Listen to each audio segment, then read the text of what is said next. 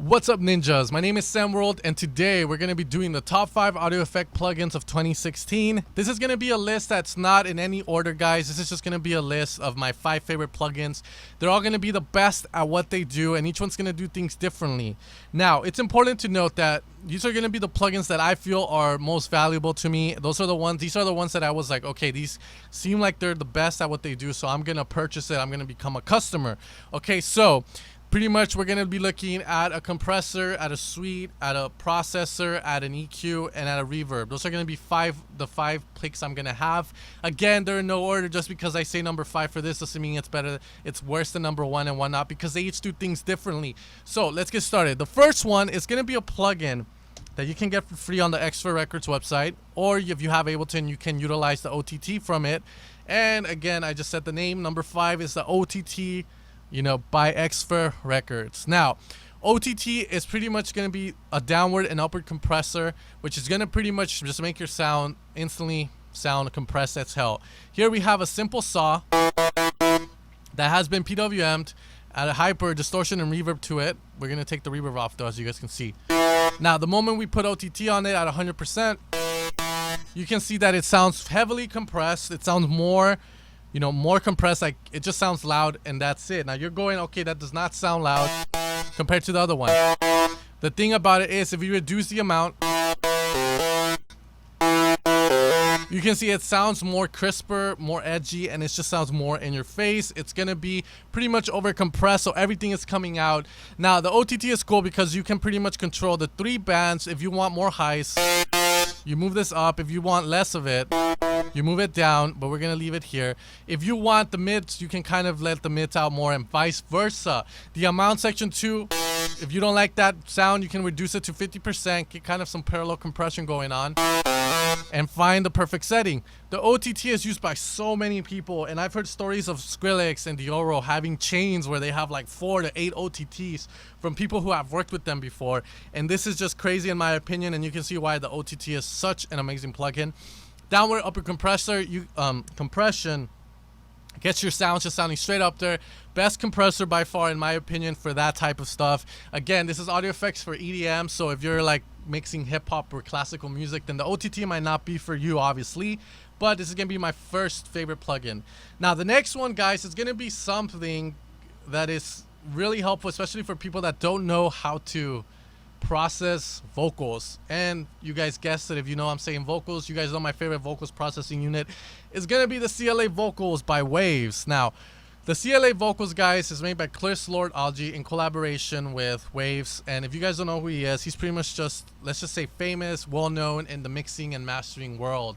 All right, so pretty much this is gonna be a compressor, an EQ, a delay, a reverb, and pretty much an imager. Now, the difference between this one and all the other plugins that I'm gonna have on this list is that you cannot get into specifics when it comes to how much decay you want, how much, if you want a little more reflection, if you want your EQ to be a bell instead of a shelf, whatnot. You cannot do that with this plugin. However, what this plugin is gonna give you is pretty much, I'm gonna say, kind of algorithms where you put the knob up and increases something in a certain way. Let's say we want more highs, we push the treble up. Now, here's a vocal without it, and then I'm gonna put the CLA vocals at default so you can see what it does just at the default level. So here are the vocals without it. We're burning down. Now with it on. We're burning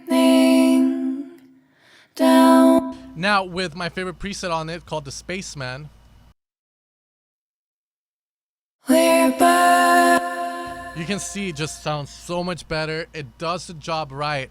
Now, whenever I have students that I teach and people on YouTube see me making tracks start to finish that you guys can watch, by the way, as well, if you want to check those out, I use the CLA on every vocal processing. And the way I came across this plugin was because I had a good friend that was a vocalist who worked with a lot of, Grammy award-winning mixers, just because she worked in the ad department where she would do jingles and all this stuff. And she told me she worked with a lot of producers that won Grammys, and then she told me that a lot of them, for the vocals, they just had the CLA vocals for processing the vocals, which is crazy just because this is all you need in order to have your vocals sound good. Now, some people are going to be like, fuck that plugin. As a mixing engineer, or as a producer, you need to know how to properly chain everything, how much compressor, what kind of, threshold, what kind of attack you need to have, all this stuff. fuck them. If it makes your life easier, why not use it? That's gonna be my idea on it. So the CLA Vocals is my next pick. This is not going to compete with Melodyne or anything that's in auto-tune, by the way. That's totally different. I'm assuming that your vocals are already tuned. So CLA Vocals is my number 4 spot. Again, not better than number 5, and number 5 is not better than number 4. Now, the third pick, guys, is going to be a mastering suite. And you guessed it, it's going to be Isotope's Ozone 7. Now, I love this plugin to death, and it's what I use for my mastering. Now, I may not use everything in it, but the thing that I love about this is going to be the imager. The imager is just so good, and Ableton doesn't have a multi-band imager. You could make it with an audio effects rack and separate every chain, every band, just like in here, but it's not the same in my opinion. You're going to get a vector scope, which is going to tell you pretty much where in the mix your sound is, if it's too wide, if it's in the center, and all this stuff. There is a learn function which you can put if you don't know where to set your bands to. I'll do it for you using an algorithm that pretty much is going to be like, okay, this is what works best. And then you can adjust the bands if you choose to do that.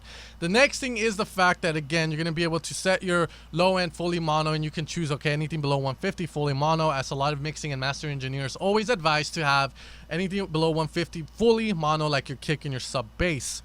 And then you can use that to separate your mids, your highs, and even your high highs even more, and just get a perfect track that has a good stereo image to it. Now, the Ozone 7 is going to come with a maximizer with it, which is the limiter, which I don't use personally, a multi-band compressor as well, an equalizer, and many more, as you guys can see, saturation, and then pretty much you guys can see there we have a vintage limiter as well, which again I'm going to assume is just there to imitate analog. Anyways, that's going to be Ozone 7. My favorite thing about it is the imager, and let's move on to the next one, which is going to be an EQ by Fabfilter called Pro Q2. Now, the reason this one comes to mind is this one is the best EQ hands down for me, mainly because you can pretty much set how much you want to boost. You can say your parameters. If you want to only boost by 6 dB max, you can. If you want to boost by 30 dB, you can. You can reduce as well by 30 dB. In Ableton's EQA, you are limited to only 15 dB in boosting and decreasing. If there's a way to increase that, I'm not too sure. Maybe, we can increase the gain and just go higher on it, as you guys can see down here. Who knows? But again, EQ8, I think the Fabfilter does it better. Also, the Fabfilter has this linear phase version mode that is just perfect for mixing. I always advise, if you're gonna do if you're gonna export your track out and using the Fabfilter Pro Q2, set it to linear phase. Now, the reason I say to do it at the end is because in linear phase, it's gonna cause a lot of latency, and again, it's hard to compose and work on music with a lot of latency.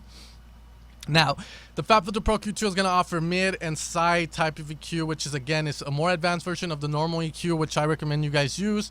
If you guys want to see me use this in a perfect setting, then check out how to layer leads properly, as I show you guys how to use it strategically.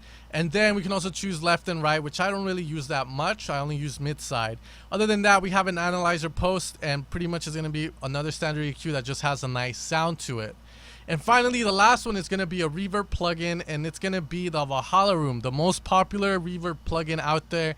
I've used it for my start to finish tracks, which have accumulated around pretty much, I'm going to say, some of them have like 50,000 views. Another one has 35,000, 20,000, 25,000, and 14,000. So I kind of want to say that I'm responsible for making this a popular reverb plugin, just because I'm sure a lot of those people watch those videos. I mean, who else is going to watch it?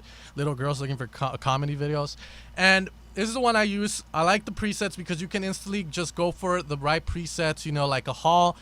Bright hall is usually good for your leads and whatnot, and pretty much it's just very simple. But if you want to get even more specific when it comes to the specifics, again, I use specific twice, then you can increase the decay, high cut. You can pretty much work with the early reverb, controlling the early reverb and the late reverb, which is going to be like reflections and all that good stuff. The Valhalla Room is definitely a reverb plugin that I recommend, and if you have to buy one, this will be it. Also, the Valhalla Vintage Verb, which is the second most popular one, which I like too, but each one is going to be their own. The Vintage Verb, again, more of the analog sound, and the Valhalla is more of the digital.